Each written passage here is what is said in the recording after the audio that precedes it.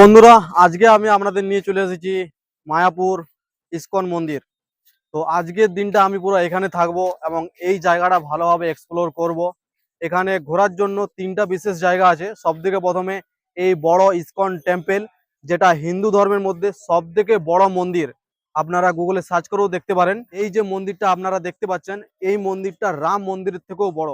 এই ইসকন মন্দিরকে ঘিরে আরো ছোটখাটো আরো অনেক মন্দির তৈরি হয়েছে। এখন সময় দুপুর 2টা। আজ আমি সারা দিন ও রাত্রি এই নবদ্বীপ মায়াপুরে থাকবো। শ্রীকৃষ্ণের সমস্ত লীলা খেলার জায়গা আপনাদের দেখাবো। এখানে আসার জন্য সবথেকে প্রথমে আপনাদের কৃষ্ণনগর রেল স্টেশনে আসতে হবে এবং তারপর কৃষ্ণনগর বাস স্ট্যান্ডে যেতে হবে এবং বাস স্ট্যান্ড থেকে অনেক বাস মায়াপুর আসার জন্য পেয়ে যাবেন। অনেক ছোট গাড়ি পেয়ে যাবেন যেগুলো খুব কম ভাড়ায় আপনাকে মায়াপুরে পৌঁছে দেবে। কৃষ্ণনগর থেকে মায়াপুরের দূরত্ব মাত্র 20 কিলোমিটার। সেখান থেকে ভাড়া মাত্র 15 থেকে 30 টাকার মধ্যে। মনে রাখবেন, মায়াপুরে যেই আপনি বাস থেকে নামবেন, টোটোওয়ালারা আপনাকে ঘেরাও করবে রুম নেওয়ার জন্য, কিন্তু ওদের কোথায় একদম কান দেবেন না, কারণ ওরা আপনাকে 500 থেকে 600 টাকার রুমটা আপনাকে 800 থেকে 1000 টাকার মধ্যে পাইয়ে দেবে, কারণ ওদের কমিশন।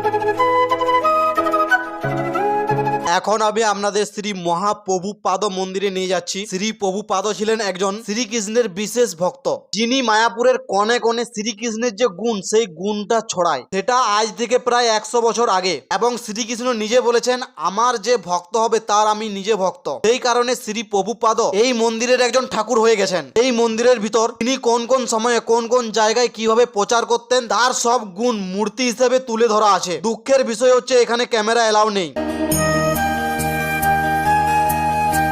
এটা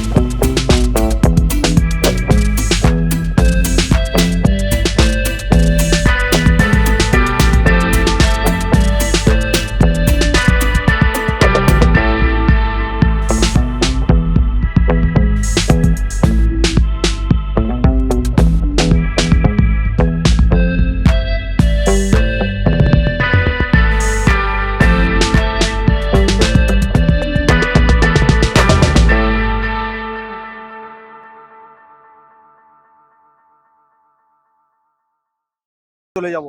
তো এই সব এক্সট্রা জিনিস দেখার পর আপনাদের সময় নষ্ট করার কোনো দরকার নেই। আপনারা যদি সাথে থাকেন তো এই চ্যানেলেই আমি দুবাই ব্লগও নিয়ে আসবো। তো চলুন, টাটা বাই বাই, আবার পরের ব্লগে দেখা হচ্ছে।